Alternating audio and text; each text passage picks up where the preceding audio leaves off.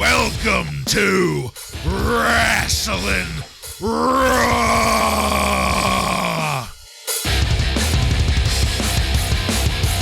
All right, you're listening to Wrasslin Raw, the podcast that takes you back to when Raw became war and Attitude ruled. Thank you for joining us. You're here with Ryan Arico. When I die, I want to go straight to hell. Joe Giammatteo. You are a lot like your mother. I'm the one and only Jason Bartlett. We're going to examine WWE history, one episode of Raw is War at a time. Fire up your Netflix and you will not see this episode because they are complete pieces of shit and you can't find these episodes anywhere. Year later, haven't added a single fucking Raw. Yeah, you can watch WrestleMania and Royal Rumble, and that's it. If you are a fan of Attitude Era wrestling, you're fucked. And certain select Raw episodes. Yeah, select. Certain select fuckings. Yeah. Well, thank you for that. There's not really, in all honesty, not a whole lot to update on other than they continue to suck ass, but there you have it. Yep. My rectal area! Yeah. Exactly. In this episode of Wrasslin Raw, we're going to be talking about the Raw that aired on November 2nd, 1998. This Raw was recorded at the Compaq Center in Houston, Texas, and features Jim Ross and Jerry the King Lawler on commentary. Are you guys ready? I am ready. Compaq Center. There's a name. Yeah. I'm ready. There's a few late 90s situations and name drops in this episode. Yeah. I can't wait to get to. But all right then, let's get into it. We kick this off with a repetitive recap of Shane McMahon's emotional diarrhea, followed by some highlights from Heat last night. Again, this was repetitive, but this also seemed like there was a pretty good promo behind it that they were pulling all of these repeating clips from Shane. I feel like I need the it was me on the soundboard there. And then a final question as to whether or not the McMahon conglomerate will crumble.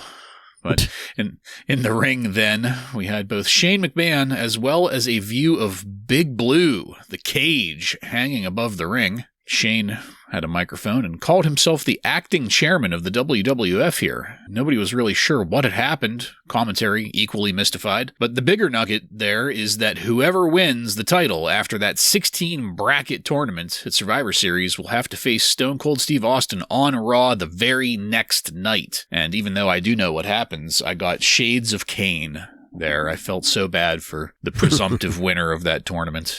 Gonna be lots of shades of Kane tonight. Yeah. And that was the cue for the glass to break. Shane continued to build his babyface status by pretty closely aligning himself with Stone Cold Steve Austin here. Austin came out and worked the corners. In split screen, though, we had Vince McMahon showing up, being transported from his limousine by the Stooges and the Boss Man. Vince made it to the arena right before Stone Cold was able to talk tough to anybody. This kicked off a great promo from Vince. I love that he used the word poppycock in it. I popped for that. Popping for poppycock. The crowd really responded when Vince suggested they might like it if he died. They did. Bloodthirsty degenerates. For some reason, it felt really, really accurate when Vince said that when he dies, he doesn't want anybody present at his funeral and he just wants to go straight to hell. And at this point, there might not be many people at his funeral.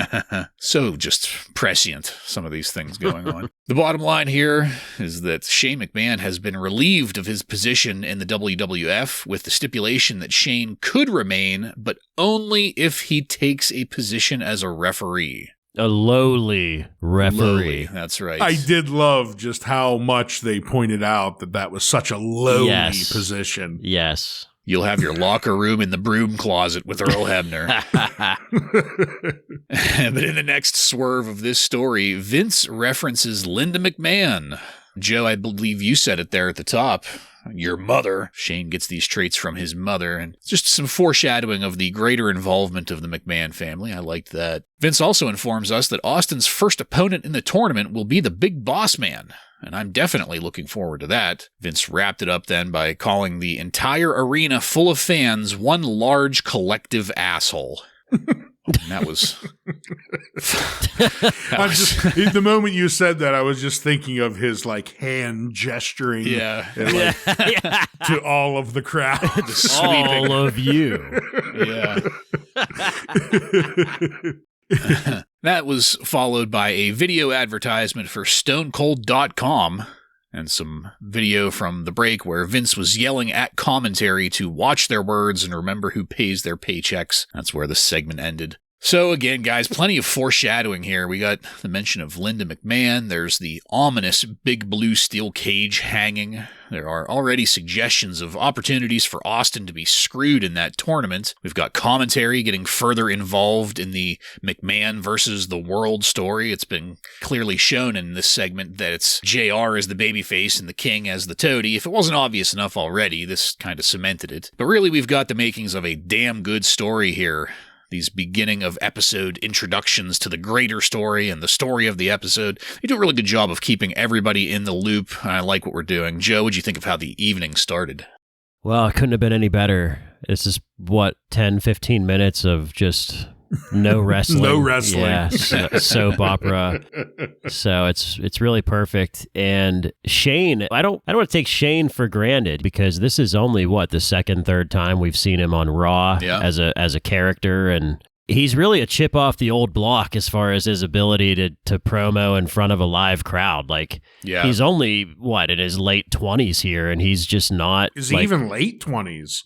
I don't even know, but it's just such a natural in front of these crowds. And babyface Shane is working quite well in front of these crowds, which is good. The crowd is eating all this shit up. They're in Texas too, which is fitting with Steve Austin being involved here. It's just such a classic 90s Raw scene to see the limo pulling up in the back and it's, oh my God, who's in there? Who's in that limo? And of course it's Mr. McMahon and his stooges, so that's always a classic.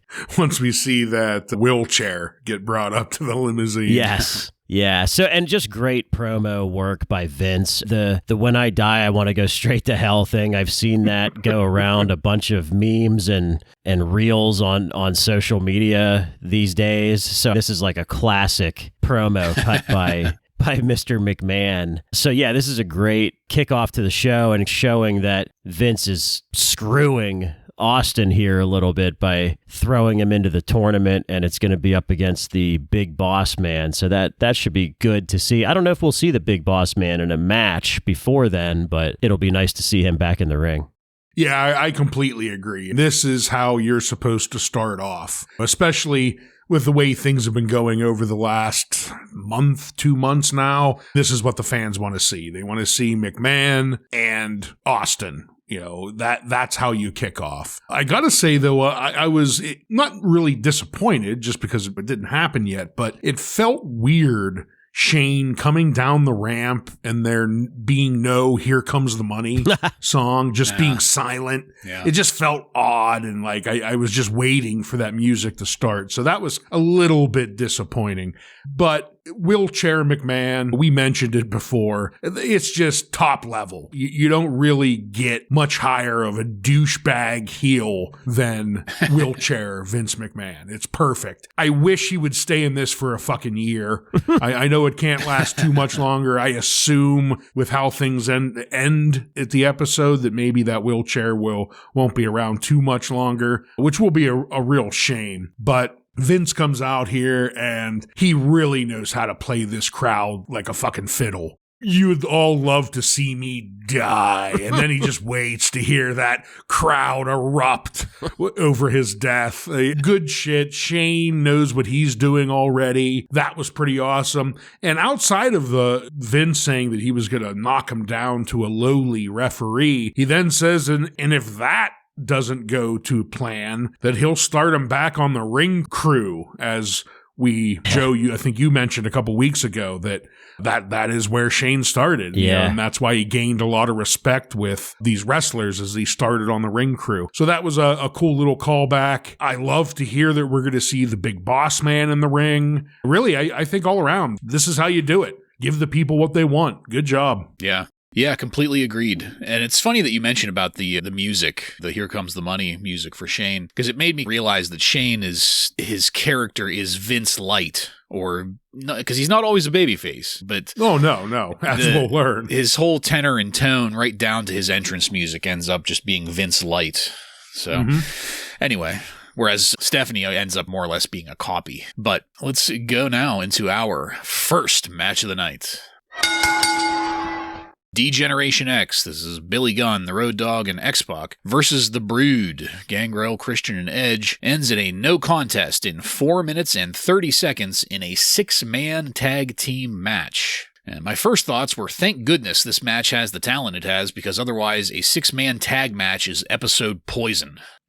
Typically. We did not have that here, though. The Road Dogg did a fantastic job with the intro this time, giving it all the time it needed to breathe there. He's really working that well. And I already totally forgot that Christian is the light heavate champion, or that was even a thing. But he did come out in the belt, so... It's not Taka anymore. Yeah, we can forget somebody else now. Or at least now we won't be forgetting both the person and the belt, it's just the belt. The commentary clarified for us here that there is still no explanation as to why Edge joined the Brood, but they were officially named the Brood last night on Heat, so we can definitely use that name for sure now. I think we don't need an explanation, right? A few weeks ago, his blood or whatever got into Edge, right? He's a vampire, so it took a couple weeks, and now Edge is a vampire as well, right? Remember when he said, "My blood is running through you now," or something like that? Yeah, I don't know. You're not keeping up with this. I'm skeptical. I mean, come on. I'm skeptical. Hey, these vampires don't have sparkles or anything, so maybe that's what threw you off. Yeah. The guy has real fangs. I don't know how you could be skeptical. Real fangs. He drinks blood. Yeah. I don't know. It's just something's just not right. I don't know, though. The Road Dogg was talking Christian through their time together in the ring. The pinfall there stuck out to me. He was like vehemently talking him through it. You could very clearly see it. But that's when the lights went out and the organ music hit, and it took me back to when it meant that people were about to die. Nobody died here because it would have been unfortunately. It would have been impossible for 3 of them. But Kane did smear just about everybody, the exceptions being Road Dogg and Gangrel because they were fighting at the outside, and that's where this match ended. So I didn't think this was too bad. What better way to hide how green Edge and Christian still are compared to the people they're in the ring with than among those people in the ring, 4 other much more experienced wrestlers. I also noticed that I don't think Gangrel had any ring time here. Correct me if I'm wrong on that, guys, but I wondered if he was maybe injured or something. Yeah. But cultivating mass. Yeah, that's what he was digesting. He had all that blood. You saw he only took just a little sip off of his finger. He must have been full. Yeah. But this is definitely my preferred version of Kane, just showing up and smearing people as a build-up to something bigger. So that was good to see. But again, decent match to kick the night off here, wrestling-wise. Joe, what'd you have on it? Yeah, I thought this was cool because, as you mentioned, this is not the first time we're seeing these guys together, meaning the Brood, but they're officially called the Brood now. So I think it's only going to get better from here as far as their entrances and things like that. And it's also cool to see, you don't know it now if you're watching during this time, but it's cool to see Edge and Christian together for the first time in the ring since they're going to be a huge part of the later Attitude Era years and certainly help make the tag team division relevant again for the first time in so many years. So this is like step 1 to actually having a real tag team division. We're slowly getting there. The Headbangers can't do all the heavy lifting here. We get a highlight of the Hardy Boys a little later, too. That's what I was going to mention. Yeah, we also get that Heat highlight of the Hardy Boys. So it's like, oh my God, like, please, somebody fast track these 2 teams. Yeah. But that's cool to see. And the lights go out, and Kane is a jobber now. Everybody knows that. But this is definitely a revival project that they're doing for Kane. So I am open to it. I'm willing to give it a chance. Yeah, I agree with both of you. This is a very good way to try and push the Brood. Who better to put them up against than DX? Such a crowd favorite out there. And speaking of DX, I don't know if you guys noticed, but Road Dogg, it looked like he maybe trimmed down a little bit. Yeah, he's like, I noticed that. He just looks a little bit more fit than he was. Yeah, the past week or two, I've noticed that. Yeah, he's down to like $115. We've been kind of ripping on him Yeah. lately for having that like skinny fat look. Yeah, but now he's just skinny. kind of trim. Yeah. I thought all in all, a very solid match for it being a 3-on-3. I did get a good laugh when JR threw in that Christian was the light heavyweight champion, which I also completely forgot. But Kane, they are apparently trying to make him a monster again. And as I covered in our Christmas episode, he's the big red jobber and has been since the 24-hour reign as champ. So they have a uphill battle making him a monster again. But if you're going to do it, I guess let's call back to when Kane would interrupt and murder people. So looks like that's going to be the MO for this episode. And I guess I'm on board, and I was on board with this match. I thought it was very solid. Yeah. Did either of you go to stonecold.com No. by chance? I did, and it seems to just be owned by WWE now. Yeah, it takes you to the Stone Cold page on WWE.com. Yeah. The old redirect, huh? Yeah. Well, in the meantime, we got some replay footage during a commercial break from Michael Cole running into Vince McMahon in the back during a commercial break. Of course, it started with Cole saying, "Mr. McMahon, what a nice surprise." And it all went downhill from there for Michael Cole. Vince reminded him of that stupid fucking question Cole asked Vince after Vince's son betrayed him in front of a live audience and the nation. And Vince pointed out the incongruity of that, while the boss man had Michael Cole by the goozle up in the air, By his pencil neck. illustrating how Vince felt. And that was a very short segment because we quickly moved into JR saying, "Well, that's just not right." Just as a fake match was getting started. And I knew it was fake because it was not listed in my research. We got some info that on last week's Heat, Draws had been challenged by Hawk. And of course, as I expected here, Hawk's drunken ass came stumbling down the ramp to join the match, and I loved it. I'm on record as saying that the non-drunken drama does nothing for me, but if I can get some of this is Some stumbling. high class shit here. I'm happy. So the bell did not get rung, but Draws started kicking the shit out of Hawk anyway. Animal did show up eventually to watch with a disapproving stare. He looked like that disappoint father meme, had that look on his face. And eventually pulled Draws off of Hawk. He yelled at Hawk, and things kept moving. Just as the refs were dragging Hawk out of the ring, we got footage of Vince confronting Jim Cornette in the back for using, and I quote, "the 1980s wrestling crap," and I popped. Wrestling. And that was followed by Michael Cole interviewing Mankind and Al Snow prior to their upcoming match. And that was a pretty funny little interview. Nothing really of note to quote in it, but it was still entertaining for what it's setting up. So, Ryan, this was a pretty big segment. Vince is on the warpath, Hawk is off the wagon, and Al Snow and Mankind are continuing their odd couple team up. What did you think of it all?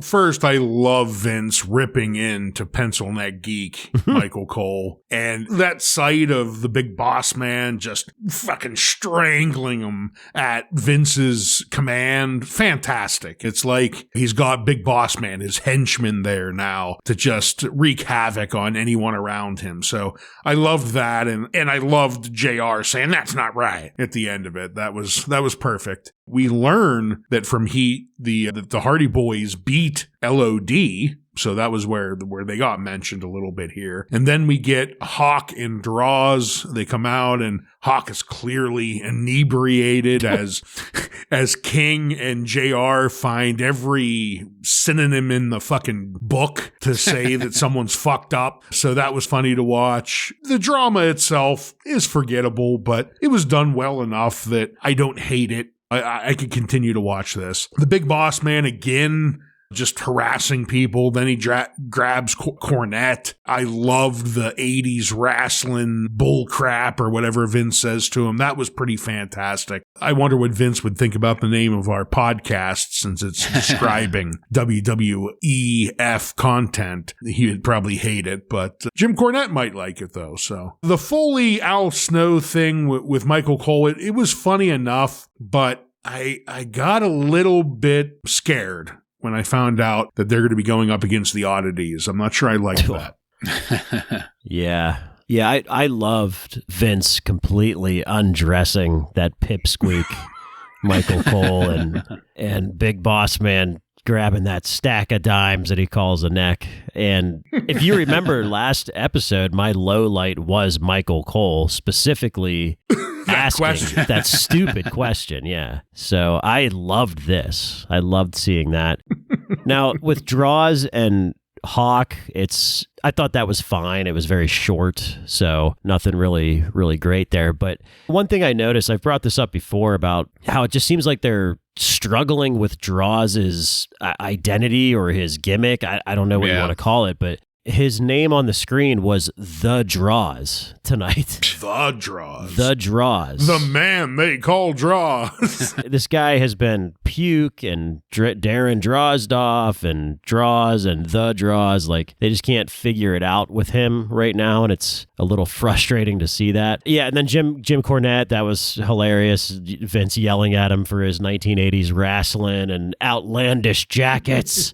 I thought was funny too. And then Michael Cole with Mankind and Al Snow. I absolutely hate this because this is in my opinion, this is a massive, massive downgrade for Mankind, in my opinion. You hate to see it, folks. You hate to. Yeah. Well, let's not beat around the bush. Let's get straight to it then. Our next match. The Oddities, Golga and Kurgan, defeat Al Snow and Mankind by pinfall in 4 minutes and 36 seconds. Dusty Hill of ZZ Top was present for this. I held on to that as something worth noting. Yeah. Also, the crowd was not as up on Al Snow as other crowds had been. It made me wonder if maybe ECW had less of a presence down south in Texas, because they've been to the Midwest, to the West Coast, and everybody pops their asses off. We for did get Al's a head entrance. chant at some point during this match, though. Yeah, but it was nowhere near the kind of response that Snow has been getting in some of the northern especially towns. East Coast, yeah. Yeah. Nothing really of note happened until JR broke in to say, in the most disappointed voice possible, Vince McMahon just had an altercation with the Fink. Jeez. The Fink? That's right, Howard Finkel. Good laugh out of that. Yeah. You gotta take it where you can get it in matches like this. However, in the match, there was a big deal made about Socko missing, and Mankind went searching for it, leaving Al Snow alone in the ring. I will say, if I want to try to give this anything positive, I thought this was the best Al Snow had looked in the ring in recent memory. Maybe it was just in comparison to the shit that is the Oddities, but I don't know. That's all I really had. I really didn't want to give the Oddities this much time in my notes, but as long as Mankind is here with them, and to your point earlier, I think that what's going on here, not just with Mankind, but with a few people, is that this is just the way that they came up with to kill time before Survivor Series. I've mentioned it with The Rock before, and I think I'll mention it again later on in this episode, but we have those pivotal moments, those 4 big pivotal moments throughout the year, the big pay-per-views where all of the stories change, and we wrapped up all of the other lesser, dumber shit with Cahoots and all of that shit before, and now we're just floating out there until we get to Survivor Series. So stories like this we deal with for a couple weeks until everybody can get rearranged in that tournament. So I am just being relentlessly optimistic with that because I don't want to see any more of this. Hopefully only one more week, if anything. So we're stuck with it for the meantime. Ryan, what'd you think of the match? I fucking hated it. What an absolute insult to Mankind and Mick Foley. Like every match the Oddities are in, it's an absolute joke and throwaway match. Kurgan, I don't know, he now comes out with some leather 1920s looking football helmet. I don't know, because, okay, I guess, why not? It's like a swim cap. Yeah, but it looks leather, though. He's a leatherhead. Mankind misplaced Socko. He leaves. That's pretty much the end of the match. And the goddamn Oddities pick up a victory over Mankind and Al Snow. A fucking disgrace. That's really all I have to say about the match. A fucking disgrace. Yeah, absolutely sickening. I hated all of this. I hate everything about having Mankind part of this. This guy was #1 contender battle with The Rock and Ken Shamrock not long ago, and now he's teaming up with Al Snow against the Oddities. It's just not good, and hopefully will be short-lived. And also, I just want to mention again that I hate the Socko gimmick. I can't even say that I hate it. I am completely emotionless when I watch anything to do with Socko. I don't laugh. I don't smile. I don't get mad. I'm completely... I have no feeling whatsoever with Socko. I don't have any problem with Socko, but the whole shit with the Oddities and I hated it. Yeah.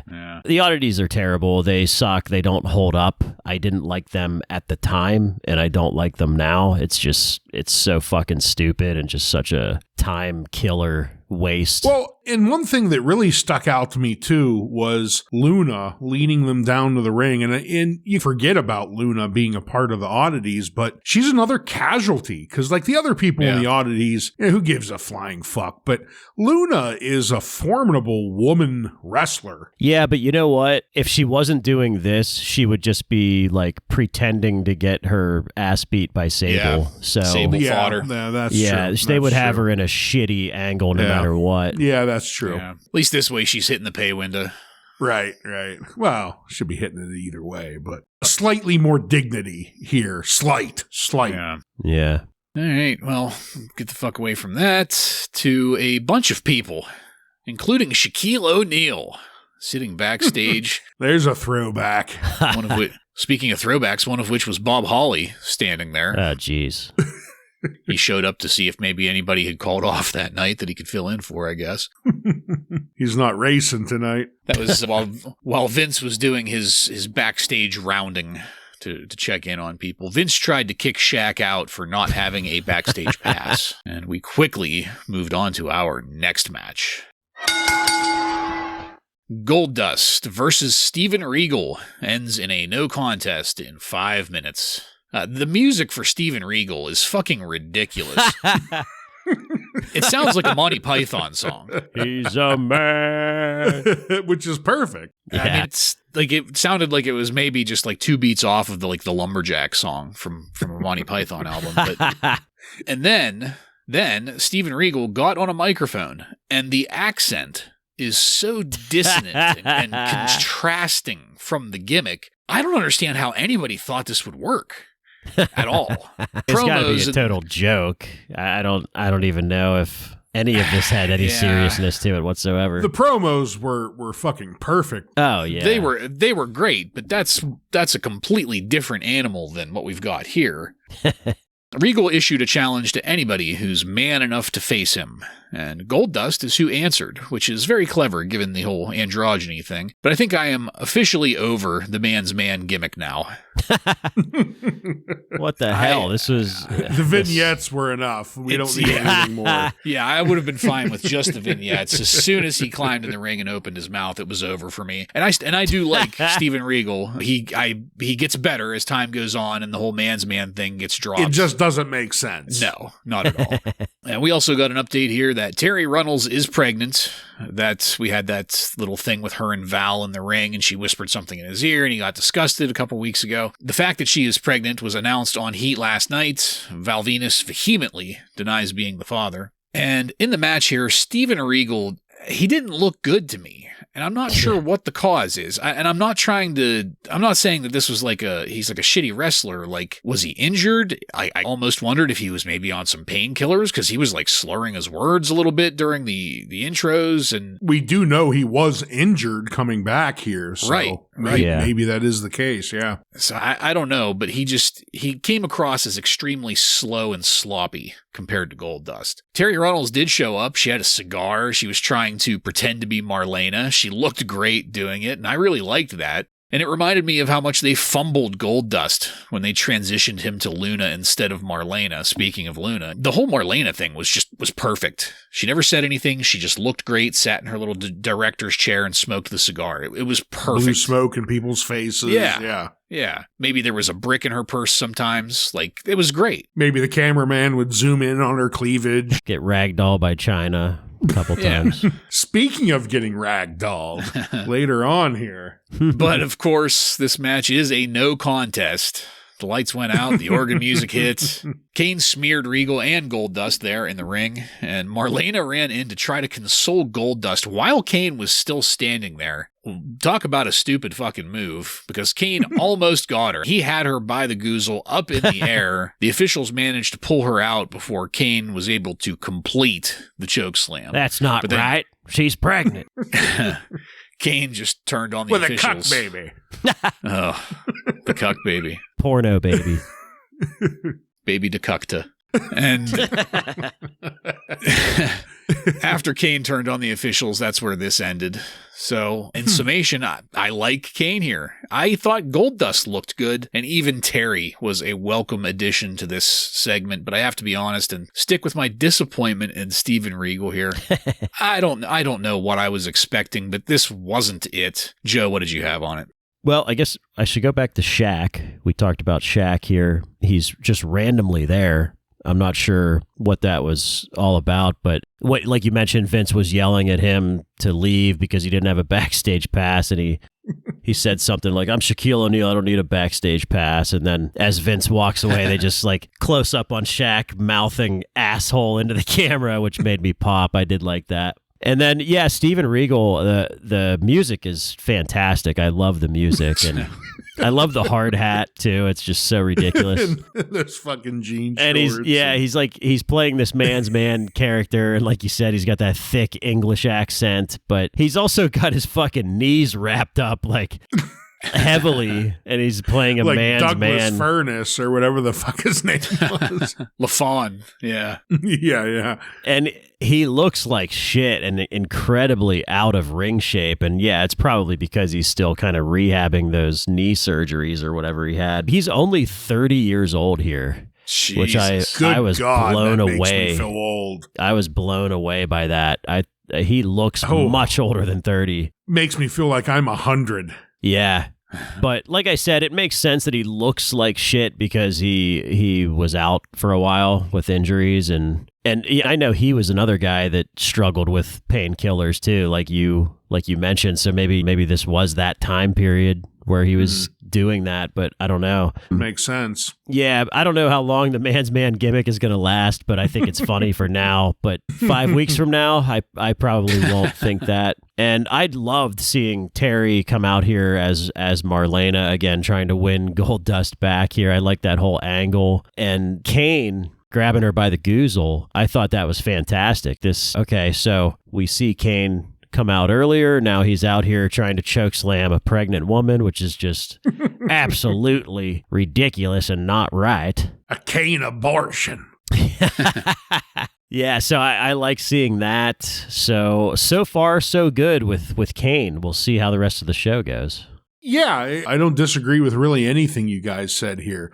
Steven Regal, I loved the vignettes for him, but having him come out in the hard hat and the man's man music and then hearing him talk, it's a bit shocking because now he has this posh English accent, which isn't exactly something you typically would relate to a lumberjack, hard hat construction worker type guy, especially because his accent isn't even like the working class English accent. It's a posh English accent. So it doesn't really match up, but whatever. The vignettes will give him a little bit of leeway as far as I'm concerned, but having Goldust answer his real man's challenge, I thought was pretty good. They talk about the Terri Runnels, Val Venis child, which Val is adamantly saying it's not his. So I think we get a little bit more about that later, but ultimately nothing of this match really matters though, because it's going to be another Kane interruption. I thought it was, I don't know, obviously we know the strength of someone like Kane, but the way that he just grabs her by the throat, and here there's no need for any help. He just fucking lifts her up like 12 feet into the air, and she's flailing her arms and legs around. It was a beautiful scene. So I thought that whole part with Kane and Terri Wilson, or Tori Will, whatever fuck her name is. Marlena. Not Wilson. Marlena. Runnels. Terri Runnels. That was the name I was looking for. But that all looked pretty great. And they're slowly convincing me that maybe Kane is this murderous monster again. So congratulations on that. I hope that continues for the night. Yeah. Yeah, this is the theme of the episode is how Kane got his groove back. Yeah. Yeah. Got his balls back, or whatever you want to call it. Well, that's another 90s trope. There were a whole bunch of Stella got her groove back knockoffs back then, so why not Kane?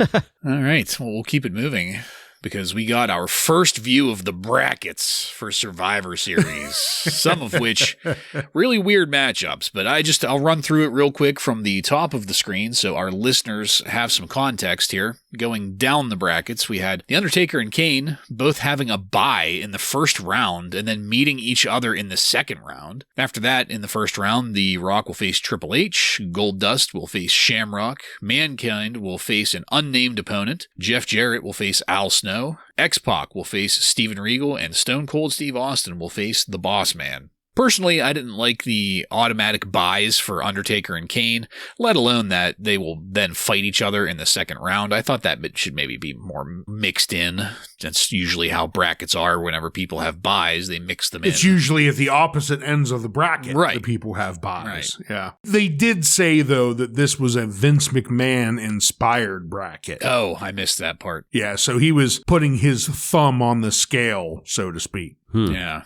If you will. If you will. Well, speaking of, we moved over to some footage from backstage. Vince was there asking Mankind to promise not to interfere in the upcoming match between Shamrock and The Rock. We'll get more details on that here in a minute. But what's more, Vince officially reveals the Hardcore title and presented it to Mankind before continuing to emotionally manipulate Mankind with mentions of gaining a son. After that, we had a Cool Borders 3 Slam of the Week. Cool Borders 3 being a video game that I didn't remember at all. It was some kind of snowboarding gimmick. Yeah, I remember it too. Yeah. And boy, did those graphics look great. So lifelike. Third time's a charm. It was The Rock slamming draws during a match, and that's where the draws. The Rock draws. Elbowing the draws. I was happy to get our brackets up here for the world to see. And once the mid-carders are peeled off in the opening rounds, I think we're going to get some great matches there, hopefully. There's plenty of opportunity for storytelling there, setting up the next couple of months until the Royal Rumble. But we also got the debut of the Hardcore title and our first Hardcore champion in Mankind. Ryan, your thoughts on the segment, please. I already made my thoughts known on the other segments, but the Mankind getting the Hardcore Championship, absolutely beautiful. This is a pretty iconic moment. The Hardcore Championship getting debuted, Mankind being the first person to hold the belt. I loved all of that. And then Vince telling Mankind that he lost a son tonight, but maybe I gained another. And yeah, as you said, manipulating him. But then as Vince starts to wheel out of the room, Mankind says, "Thanks, Dad." And Vince, just the disgust on his face was so fucking perfect. I loved that segment. This is a classic moment right here with Mankind and McMahon. I love every moment of it. Yeah, I agree. I remember this. Obviously, all of us do probably. I remember this happening, but I feel like it was just thrown in here. I feel like it was like a bigger deal. It felt like a bigger deal when it happened back then. I think it will be next week. Yeah. I think you'll actually follow up have a on it. hardcore match next week. Yeah, because like it's good you mentioned that because we haven't even really seen a formal hardcore match, have we? There's been some weapons used. And I wonder when we're going to get the stipulation that you have to defend it 24/7. Yeah, I don't really remember all of that, so I'm definitely looking forward to what happens after this. Well, what happened after that segment is our next match.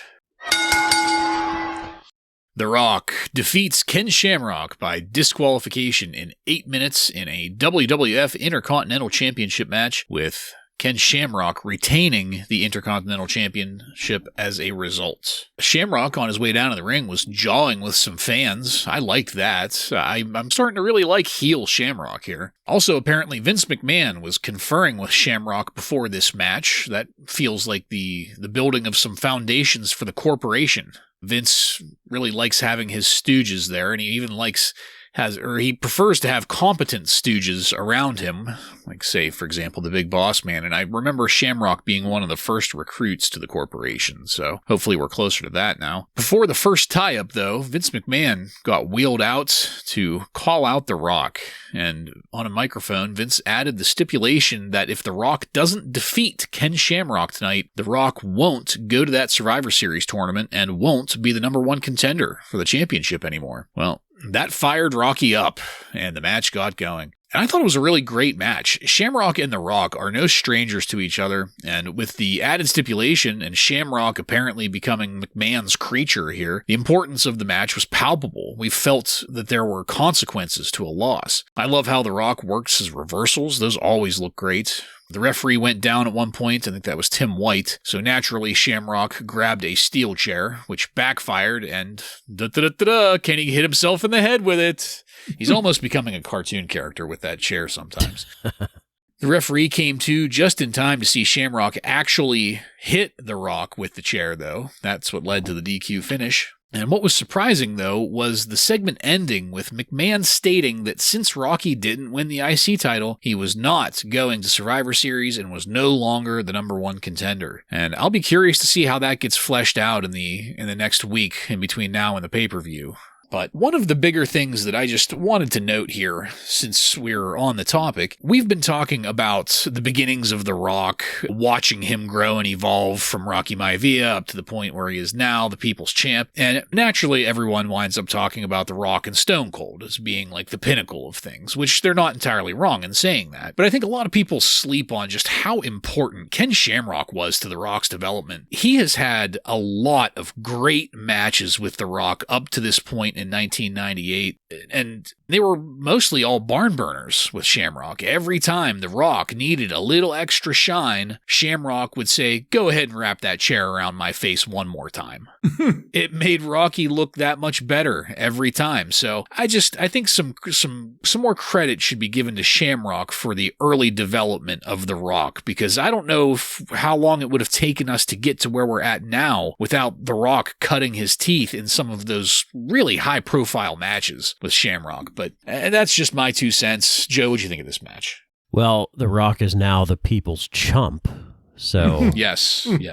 He has been downgraded like Mankind was earlier, but then Mankind got upgraded with his hardcore belt. So what a wild ride this episode is. Yeah. But I think I agree with you as far as the Ken Shamrock helping The Rock rise in the ranks. But Ken Shamrock he does that for a lot of other guys too. I like Ken Shamrock in this #1 contendership battle with some of the other guys like The Rock and Mankind. And I like Ken Shamrock as a heel, like you mentioned. I like him getting in fans' faces and talking shit like he was. I think that's a really good gimmick for him. And now that they have this little corporation forming, yeah, he would be a great henchman for Vince McMahon, which I think he is at some point, right? So it's obviously they're seeing that in Ken Shamrock in the creative aspect. So that's I'm definitely looking forward to that. This match was a good match. It's not surprising that it was a good match. It's The Rock and Ken Shamrock, and I think the extra stipulation that Vince threw in there definitely adds a soap opera element to it, which made it more interesting. And like you said, I'm looking forward to how this fleshes out, because you're not going to have a Survivor Series pay-per-view without The Rock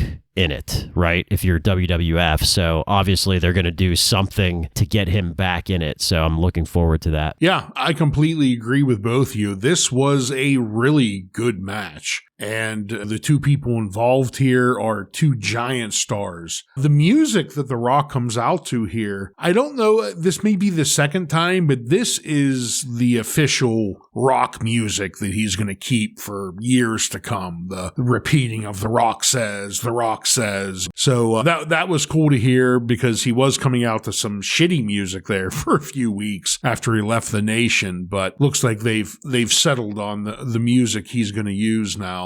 I thought the way Vince McMahon rolled out here, again, just getting this crowd up in arms saying, oh, you're the people's champ and I have a problem with the people, again, gesturing towards the crowd.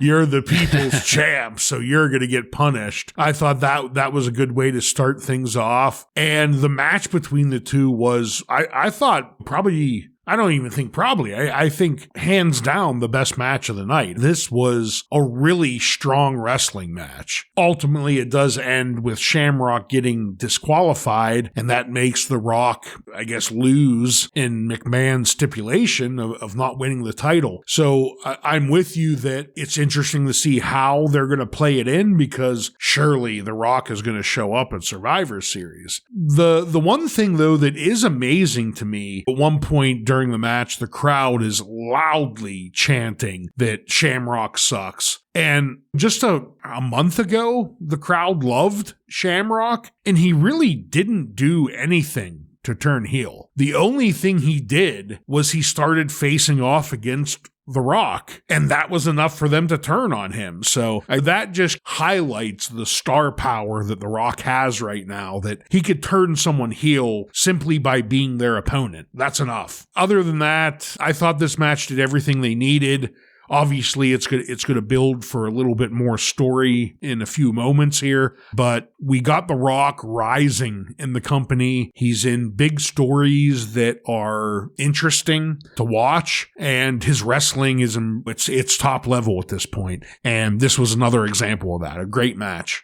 Yeah, agreed. So we'll keep it going, because there's some more good stuff ahead here. I can't wait to talk about this not this Deadly Game song, though. So pay-per-views, they have like subtitles. For Survivor Series, the subtitle is Deadly Game. And they came up with this song, and they played the Deadly Game song over this video package, and it fucking sucked. It was horrible. Horrible. Was that Genesis? It was like it didn't match the tone of what's going on at all. It did sound like Genesis, and not not even like the upbeat Genesis. It sounded like the weird Peter Gabriel Genesis. The lion lays down on Broadway bullshit, or Lamb, or whatever it was. But we also then got a replay of McMahon's statements to The Rock before going to The Rock, who was backstage trashing the place and looking for Vince. And that's when we quickly moved on to our next match. Val Venis defeats Jeff Jarrett with Deborah McMichael by disqualification in 2 minutes and 30 seconds. Now, we got some footage first of Val Venis telling Terri Runnels that the supposed pregnancy is Terri's problem, not his. That was before Val Venis compared himself to Akeem Olajuwon. Just such a 90s, late 90s reference there. Akeem Olajuwon. Still a babyface after telling, that's your problem to deal with, cunt. Yeah. Oh, God, yeah.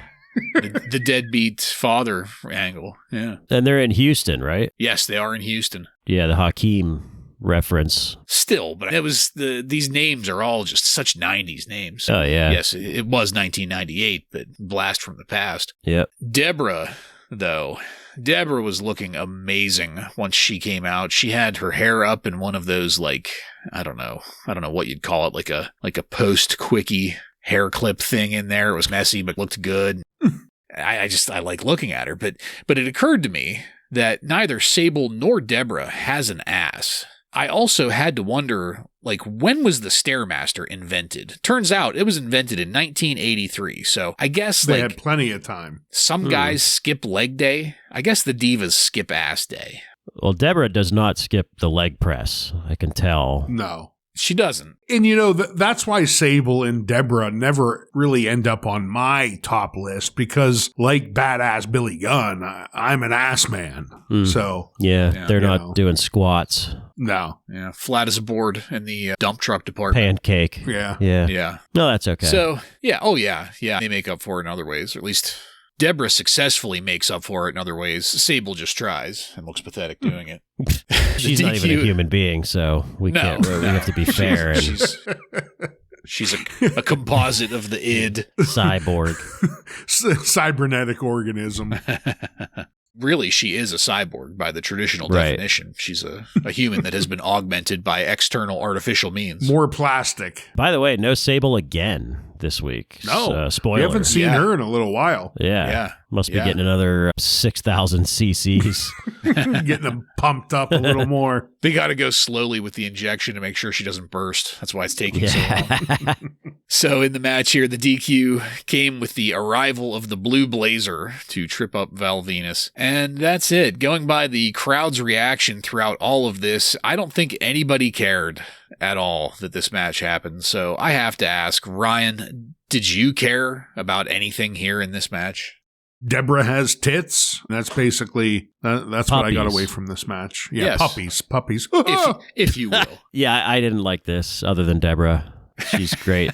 She's great. Deborah's great. Everything else here was bad. Yeah, we could talk about Deborah. At least I could talk about Deborah all day. Sure, yeah. I do think it's funny, though, that Jeff Jarrett has gone back to nobody gives a shit. Well, now we have Deborah out there, so everyone's paying attention to her. It's like Mark Marrow with Sable, right? He climbed out of that hole for all of like 30 seconds before somebody just smacked him with the shovel and knocked him back in. Till tits passed him by. Yeah. Oh, my God. You're right. He was eclipsed, quite literally, in the shadow. Yes. Yep. All right. After that, backstage, some police were showing up. As it turns out, they were called on The Rock because The Rock was trashing the place. Vince wanted The Rock removed. And with a full 45 minutes left in our episode, we went into the final match of the night. D'Lo Brown and Mark Henry versus the Headbangers ends in a no contest in 5 minutes and 30 seconds in a WWF Tag Team Championship #1 contenders match. It's like I said earlier, the Headbangers, they can't keep carrying the tag division, people. There's only so much these people can do. The Headbangers were dressed up as the New Age Outlaws. Nobody cared. Mosh, as the Road Dogg, imitated the Outlaws intro. And again, nobody cared. In the match, it looked like Thrasher fucked his leg up for real. Like, he wasn't crippled, but he stayed out of basically the rest of the match. He only came in to do some double teams with Mosh, and those were done very gingerly. But let's not forget that this is a no contest, and we all know what that means. Hellfire and Brimstone hit, and Kane came out for some smearing. D'Lo threw Mosh at Kane, and I fucking popped for that, but they both ended up getting it in the end, and that's where this segment finished up. So, Joe, I wanted to go to you first here, because not only do I want your thoughts on the match, but also we've still got at least a half hour of pure storytelling ahead of us, unadulterated, no wrestling. You must really be loving where we're at here. This is a good time in the show. I should have just skipped this middle part entirely. Yeah. Yeah, especially when it's the Headbangers. I do not like the Headbangers at all.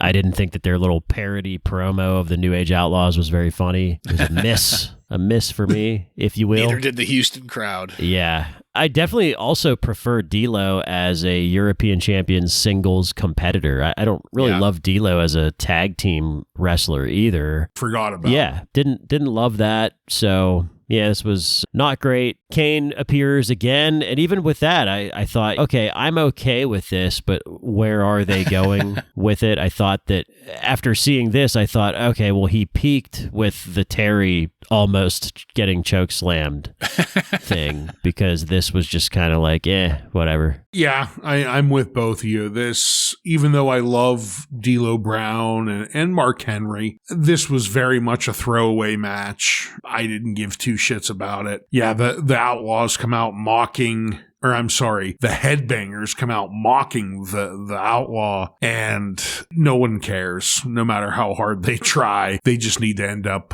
back on Saturday Night Shotgun. JR tells us again, though, about StoneCold.com. He says it's going to debut tomorrow night. And we saw the commercial earlier, but apparently JR informs us that when it launches, there's going to be a live stream, which that's a very new term for 1998. And I could only imagine that undoubtedly this live stream required the real player, if you guys remember that. Oh, yeah. And it would be so fucking small and pixelated and lagging on our dial-up. But it really brought me back to the 90s, the thought of a live stream through real players. So that was really the only thing that stuck out to me, because the match, very forgettable. Kane, though, does come out. He smears everyone. That was cool to see. And then hearing JR, just the way he describes Kane is always great. He says that, who could control this hell demon? Just the different terms he comes up for Kane, I love. So that was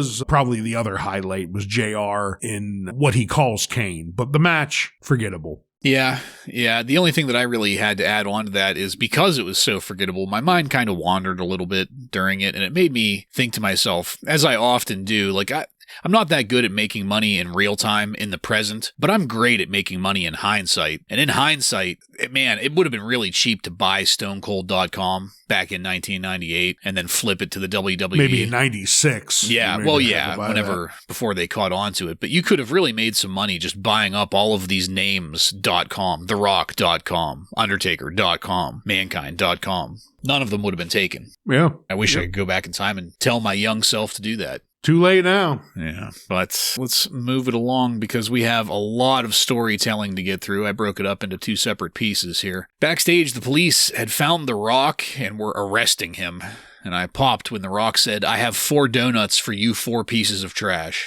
I loved it. Vince showed up to watch The Rock get thrown into the back of that sedan that had showed up earlier. And back in the arena, ring announcer Tony Schimmel announced Owen Hart down to the ring. Commentary reminded us of a few weeks back when Owen had broken Dan Severn's neck, and apparently we are here because Severn requested this. Owen had retired, quote-unquote retired, after that. Owen called Severn out to have their talk, and sure enough, Dan Severn came out in a fucking neck brace, and I realized, I need to make a cutout neck brace to put on my framed autograph picture of Dan Severn. How great would that look? Yeah, I just trace over it. Gauze. Yeah. Yeah, I can make the shape really easily and then just kind of superimpose it on there inside the frame. Have a little craft night. Yeah. But before we go any farther, just real quick, let's talk about how fucking shitty Dan Severn was on the microphone.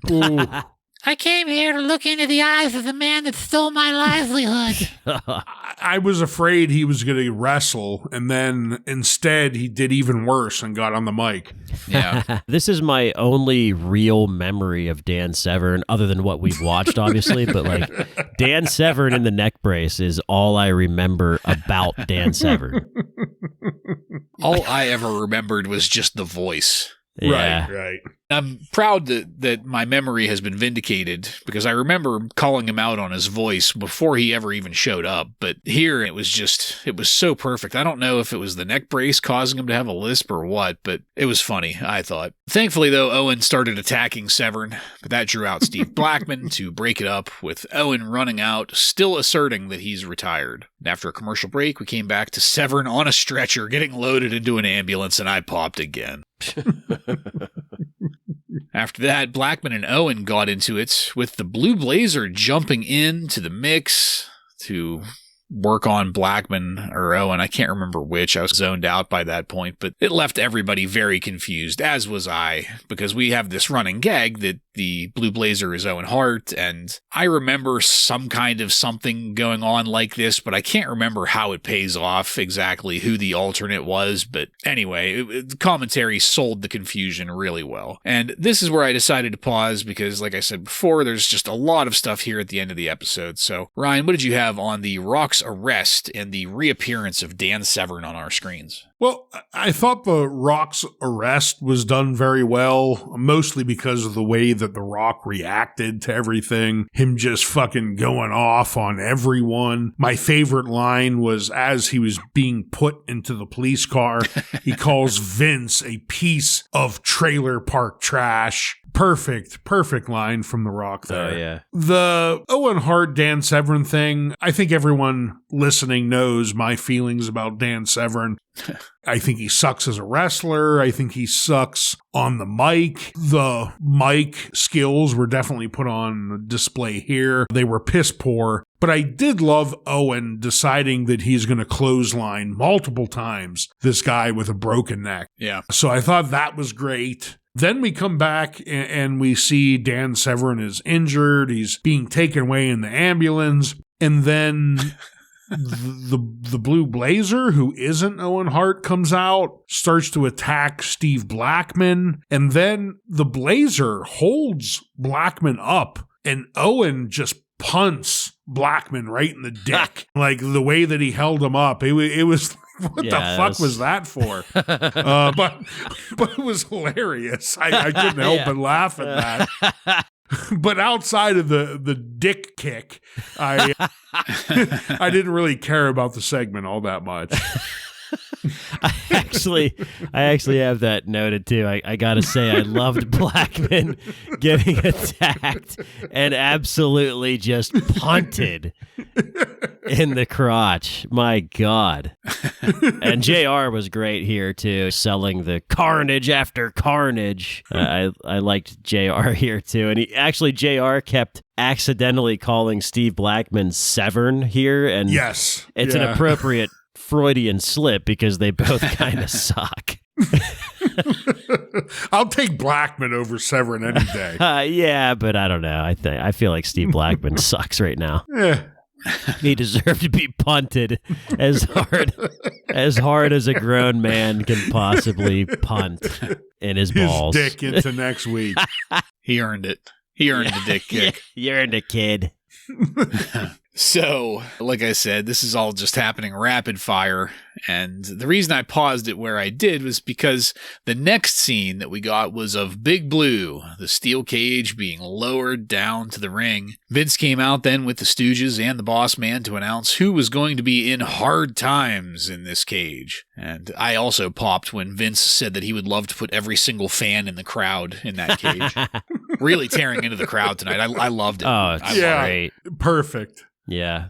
Vince, the multiple gesturing towards the crowd just won me over. The sweeping, just all of you gestures. All of you peasants. Vince sent everybody, meaning the Stooges and the Boss Man, into the cage to inspect the cage to make sure it was working correctly or set up correctly. And I immediately realized what was going on. Vince said, "All I wanted was a cup of coffee. Now get him, Boss Man." This was a callback to that hellish experience that Vince had in Wisconsin, where the Stooges abandoned Vince to a whole lot of trouble. That was whenever Austin was holding him a cup of coffee. A gun to Vince's head. Yes. Yeah, they disappeared for a cup of coffee. It took 3 of them to go get it, and they never came back. So the Boss Man is just laying into the Stooges. Vince said that he would stop the Boss Man, but the Stooges would have to vow allegiance to Vince McMahon, which just made me question just what the arrangement was like before this. Like, did they just not say it out loud before and he wanted to hear it? I think so. But I popped again when Vince said, "All right, Boss Man, rip their clothes off of them now." How degrading. He loves degrading. The best part of that, though, was when he said, "Let's have a good old-fashioned humiliation." Yeah. We know he loves it. Yep. Go take a shit on him, Vince. Austin ran in and climbed the cage to go after the boss man. Patterson went after Austin, which got Pat some attention from Stone Cold before the boss man started taking the nightstick to Austin. Shane McMahon then came out of nowhere to unlock the cage door and get between the boss man and Austin. There was a drawn-out moment where it was questionable as to whether or not Vince would instruct the boss man to hurt Shane, but Shane lucked out of it. They got out of there unscathed. Then, out of nowhere, The Undertaker and Paul Bearer showed up, with Taker going into the cage and shutting the door behind him. Taker and Austin then started going at it hard. But of course, then the lights went out. Kane showed up, and this became such a schmoz that, I had to check and see if I had my dates screwed up. Is Survivor Series next week? Is that why they're doing all of this? That is not the case. There is definitely one more week of Raw before that pay-per-view. But this was just really giving me go-home vibes. Austin and Taker just stopped and stared at Kane as he came down the ramp and climbed into the cage. Kane then lit the fucking cage on fire, which was pretty cool. And just when the episode was about to end, we got some extra attitude, which will account for the final 10 minutes of this episode. At some point, somebody off camera was firing off a fire extinguisher, and at that point, I couldn't really figure out why. Austin got out of the cage and took out the boss man, then went after Vince, dumping Vince out of the wheelchair and working him over at the outside. Taker and Kane apparently had peacefully left once the lights went up, because Austin then dragged Vince into the cage, and that ended exactly as one would assume. Vince got the stunner. One of the views of Vince showed us that the mat had caught on fire from that thing that Kane did right before, and I was wondering, because as Vince, at the start of all of this, whenever Vince was coming down the ramp, he was telling people to get out of his way. There were some cable pullers there and some ring people setting up the cage. One of the people that he rode past in his wheelchair was holding a paintbrush and had like a do-rag tied around their face to protect from fumes. And I was like, what the fuck is that guy doing? Because everybody else was ratcheting down the cage except slapping for that guy. On some napalm. Yeah, I really think that's what it was. They had some kind of jelly or accelerant jelly or something that they were painting all over. But apparently they slopped it on too much, because the mat definitely caught on fire in a few places. And that must have been what the extinguisher was for. Vince he just kind of laid there and took it for a while. That was up until Austin climbed the entire cage to work the corners. He did a crab shimmy across the top of the cage to get to the opposing corner and then worked that one a little bit. It reminded me of Donkey Kong when he would switch ropes. And yeah. But that's just how it was. Nothing really of note happened. Austin continued to make his way around the ring top and then out as Vince was helped out of the ring by the boss man. But in a final act, Austin ran back out one more time to jump in Vince's wheelchair and drive it up out of the ring area. After some complications with the brakes. It did take him a few minutes to figure out. That wheelchair just takes such a fucking beating. Yeah. That is where we faded to black. So I really liked what we got with the Stooges getting punished in the cage. Thought that was fantastic.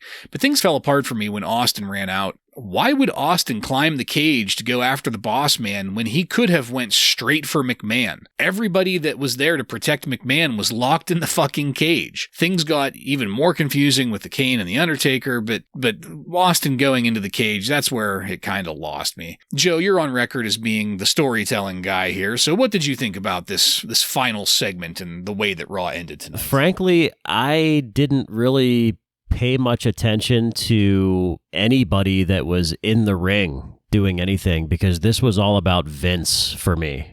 This whole thing is just Mr. McMahon. And really this whole episode, we caught some of the things that you hear about Vince. We talked about him loving the humiliation.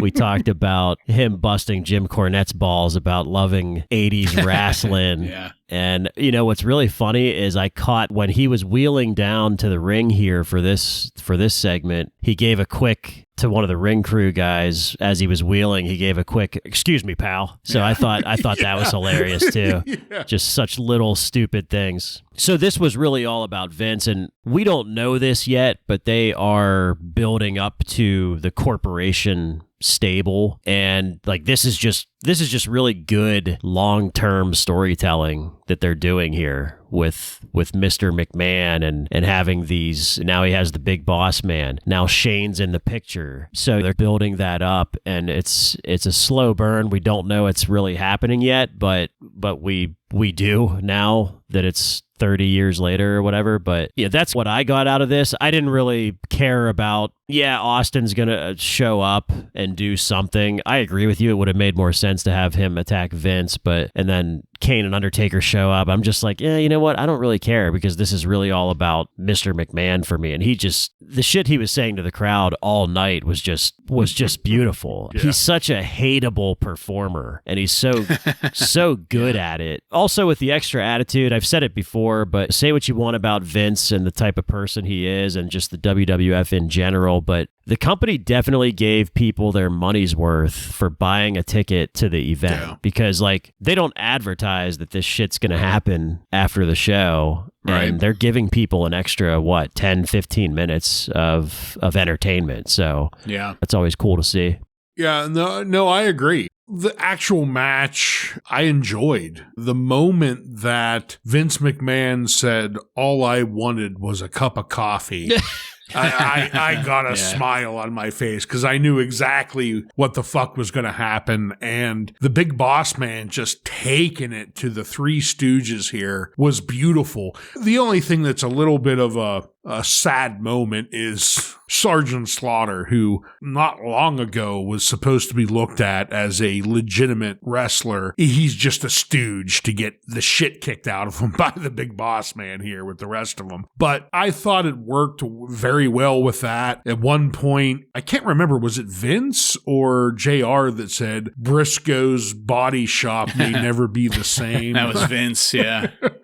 I love that line. Austin coming out, I agree it would have made more sense if he just went straight for Vince, but him climbing into the cage and going one-on-one with the boss man, it's not completely outside the realm, because that's who he's taking on at Survivor Series. So maybe he wants to work him over a little bit before Survivor Series. But once the Undertaker and Kane, then it did, just as Bartlett, as you pointed out, it turned into a schmoz at that point. But I was fine with it, because I really loved the boss man kicking the shit or humiliating the Three Stooges. I thought that was great. The extra attitude stuff, we've seen a few of these. Like, it doesn't happen every week or even really all that often that we get to the extra attitude segments. But every time we do, it makes it very clear that regardless of whatever type of story they're trying to tell for the night or whatever, the end of the show for the live audience is going to be a big pop. Yeah. Like, they want to send the audience home happy. And they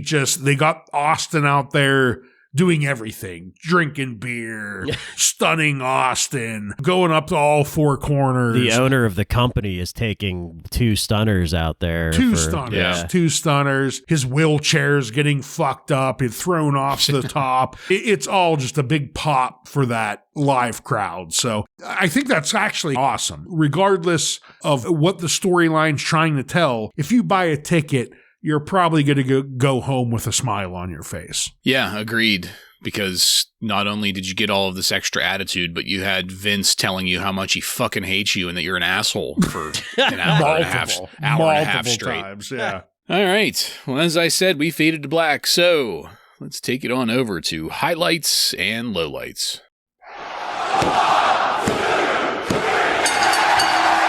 Joe, why don't you take that first? Okay. My highlight, I am going to go with, it's a callback to my low light last show, and that is, my highlight is Michael Cole getting goozled by the boss man for asking stupid questions last week.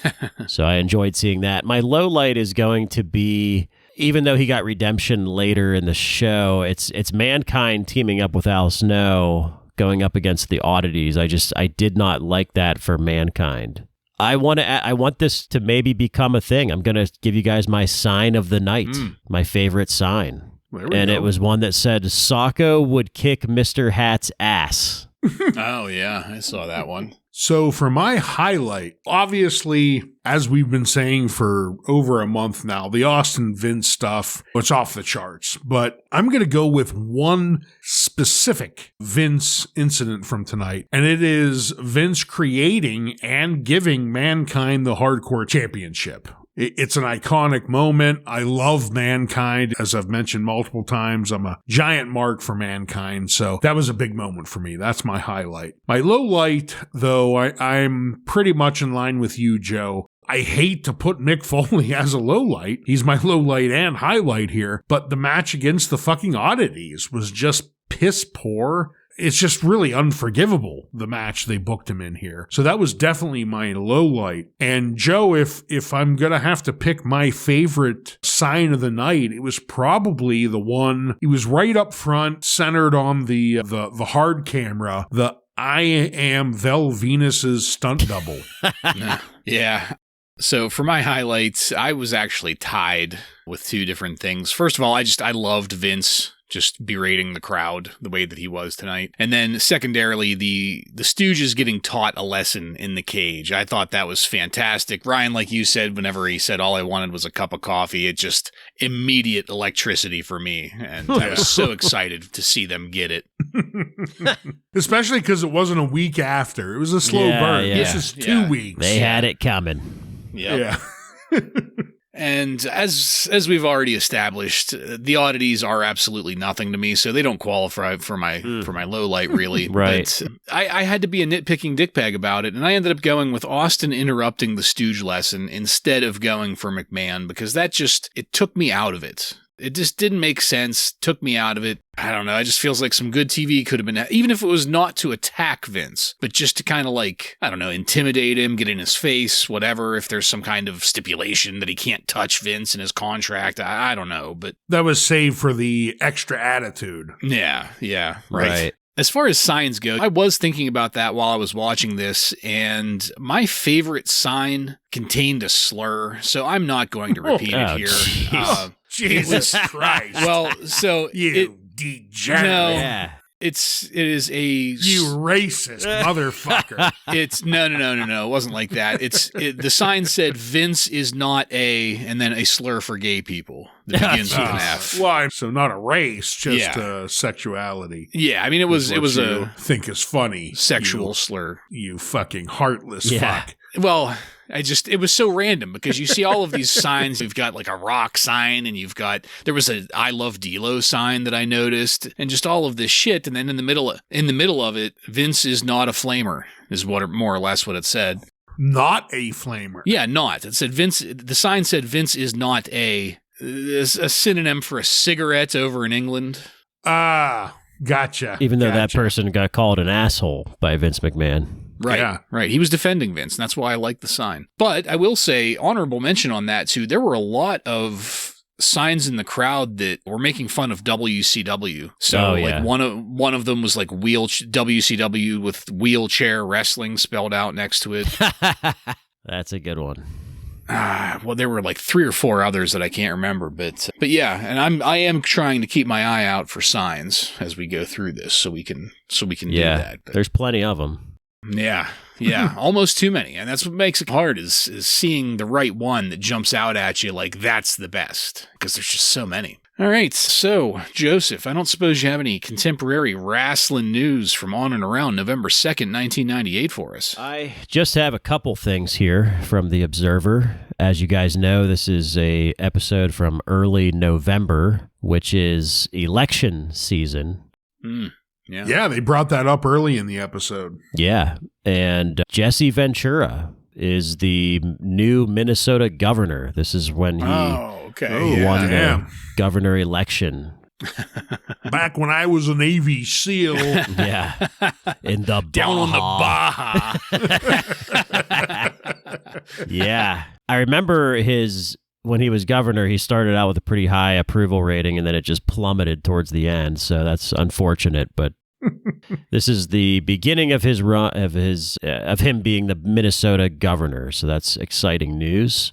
The other thing is, it's not long from now that he is going to make up with WWF and Vince, and he's gonna. I think it's 99 that he shows up as like a guest referee for a match. Yeah, so I think you're right. Yeah, not far away from that. The only other piece of news I have here from Dave Meltzer is that the British Bulldog apparently wants to talk to Vince McMahon about coming back. Oh. But Vince is currently saying that he wants nothing to do with the British Bulldog while he is under contract with WCW. So I'm not sure how much longer that contract is, but Vince does not want to talk to him until it runs out. And that is all this week. All right. Thank you, Joseph, illuminating as always. And yeah, you always hear in the modern wrestling podcast about how it seems like they really didn't. There was maybe a little bit of backdoor talk between the boys, but when it came to the office, they were pretty strict about the whole not talking to people under contract unless it was like the contract ends in like a couple days or like a week or something like that. That seems to be a theme. They don't really stick to talking about it or give more detail on it whenever they mention it in the podcasts nowadays. But I don't know. I just always thought that was interesting that in a business that could get so cutthroat sometimes that they were just so adamant about, nope. I mean, in this case, it was probably that they just didn't want to deal with Hart family bullshit, but all right. That's it, folks. We are done with this one. I want to thank you again for joining us. If you like what we're doing here and want to connect with us, you can email us at WRASSLINRAW, just at gmail.com to the end of that to submit questions or comments. Check us out on YouTube, Facebook, Instagram, and on every podcast subscription platform. While you're there, don't forget to follow and subscribe to get every episode of Wrasslin Raw coming to you every week. Give us a 5-star review and tell all of your friends to tune in to the most rebellious Monday Night Raw review podcast on the airwaves. Next time on Wrasslin Raw, we're going to take a look at the Raw that aired on November 9th, 1998, with matches featuring Steve Blackman, Tiger Ali Singh, and many more. So, for Joe and Ryan, I'm Jason, and this has been Wrasslin Raw.